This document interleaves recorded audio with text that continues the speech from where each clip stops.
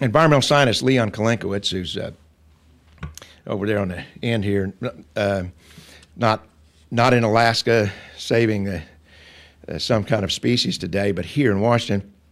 Leon and I were asked to do something for the Journal of Policy History, and this is for an edition in 2000.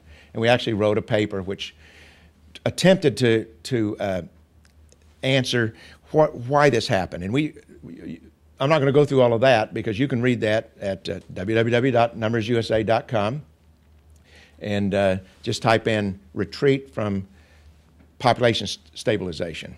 Put that in the search engine and you'll come up with it. But we came up with 10 reasons why it seemed that the institutions had stepped away. And by the way, we kind of tend to focus on the environmental groups having retreated, but it's not just the environmental groups. I mean, every organization in a country that deals with physical infrastructure, social infrastructure, has to deal with these population issues. So it's everybody. In a sense, everybody has had a dereliction duty, including government agencies. But there's a lot of reasons, and a lot of it does have to do with a little bit of cowardice, and there are some negative, sort of pejorative reasons that you can ascribe.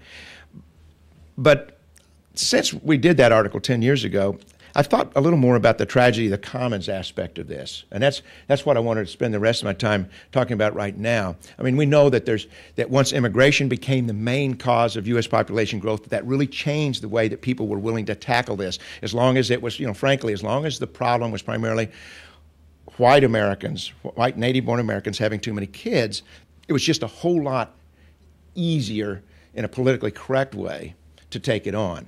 The fact is that most population growth in this country has happened because of immigration, burst immigrants, and then to a lesser extent, higher fertility rates until recently among non-white populations.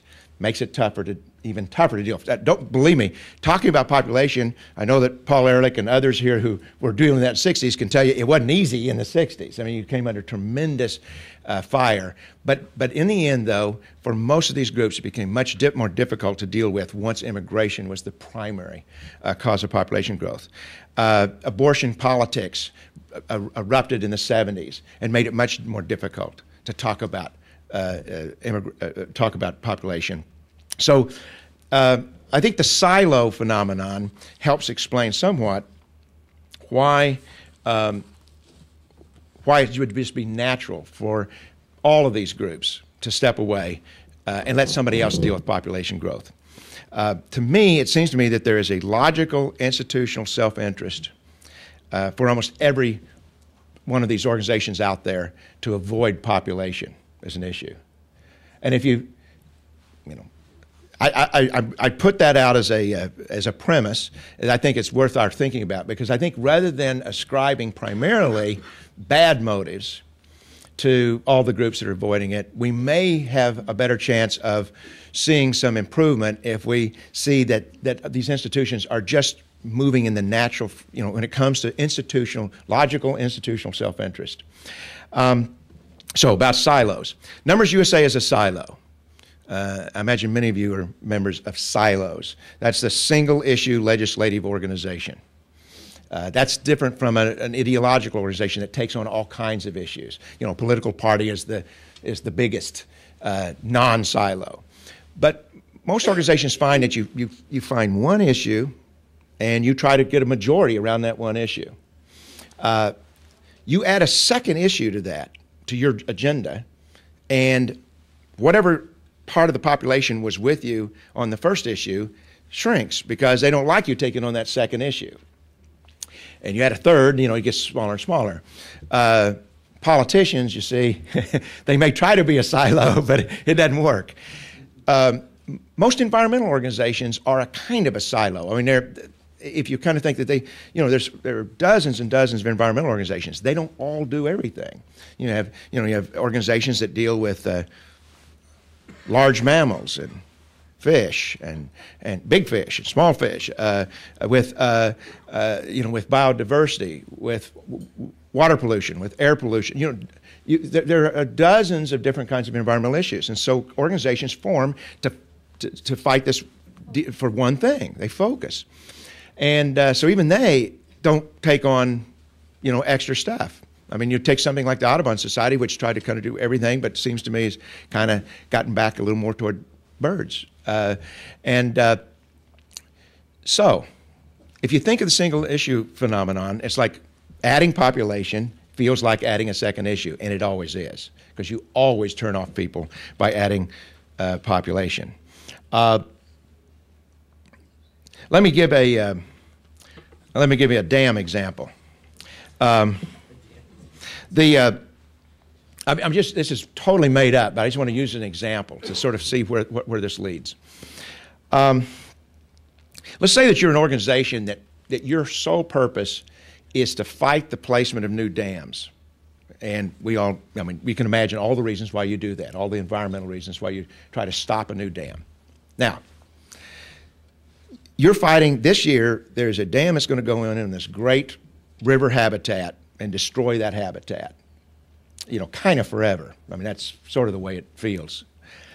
And the reason that dam is going in is because of the incredible population growth in the region, and which has required all these extra water needs. I mean, whether it's drinking water, agricultural water, recreational, But the point is that dam is being put in there to handle the extra population that's been growing for a long time. Maybe provide energy too. Okay. Now, if you're that dam organization, you've got a choice. Do you put all of your energies into stopping that dam and keep it from forever changing that habitat, or do you put some of your energies into stopping the population growth that made that dam, put so much pressure to put that dam there?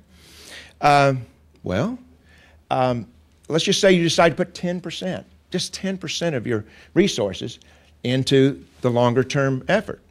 Well, what does that mean? That means that you've applied 10% fewer resources to this critical problem that's right there facing you right now.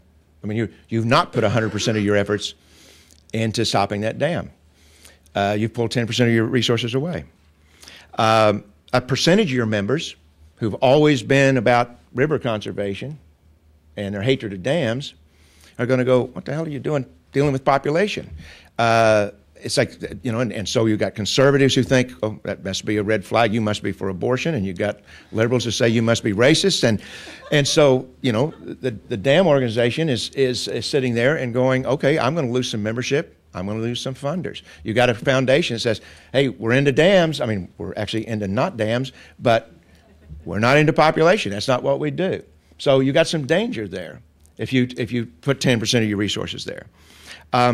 If there's not a movement-wide effort to deal with population growth, and you're the only environmental organization that's really sticking your head up there and talking about this, you become a target for all the left-winger and right-winger groups that want to put you down. So it's like, because it's not going to be shared pain. You're standing there all alone.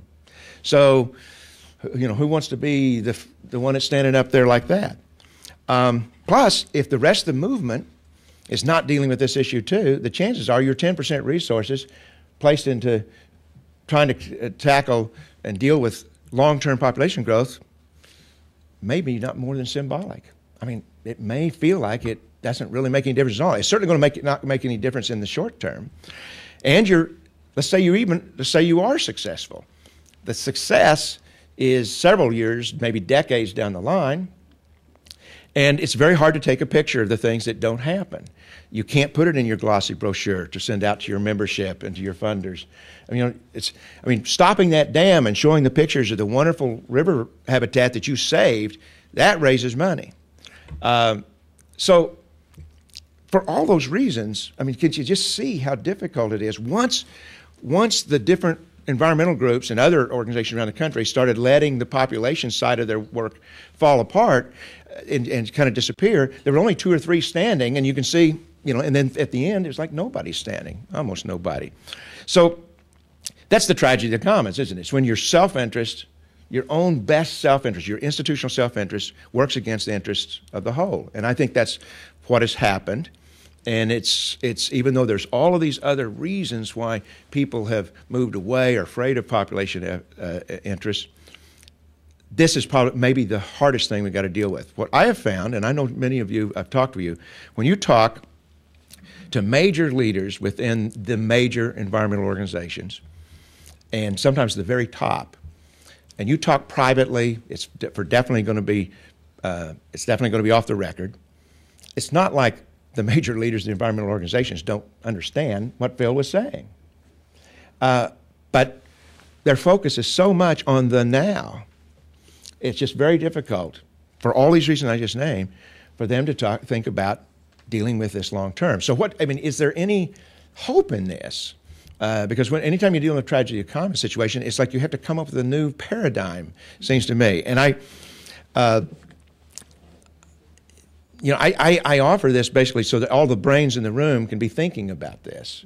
It seems to me that I don't know how you get there, but it seems to me that the way we turn this around so that you have a critical mass of institutions who will be addressing this, so that the public, therefore politicians, will actually address these population issues, is you kind of got to get everybody in there together.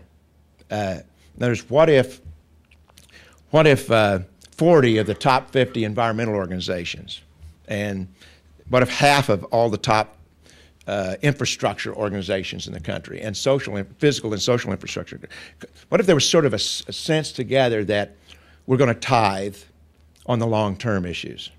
We're going to tithe so we're going to devote 10% of our resources, let's just say that, 10% of our resources to population education, the kind of stuff that was happening in the 60s and 70s, and for the courageous ones to actually population action. And half of it goes for dealing directly with the global population situation, and half of it deals with dealing with national and local population things. Most of the negative aspects that I noted for an institution of dealing with kind of go away. When you got everybody kind of talking about it, and you actually have a critical mass of energy and resources in which you actually could bring about some kind of change. What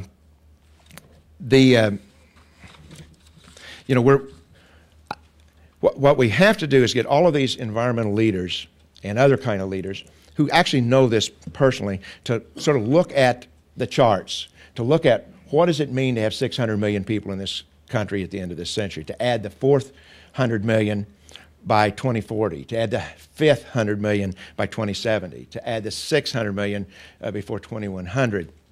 What does that mean to everything? If we can get people focused on that and go, what is it that if you were sitting there in 2050, you wish that organizations were doing right now?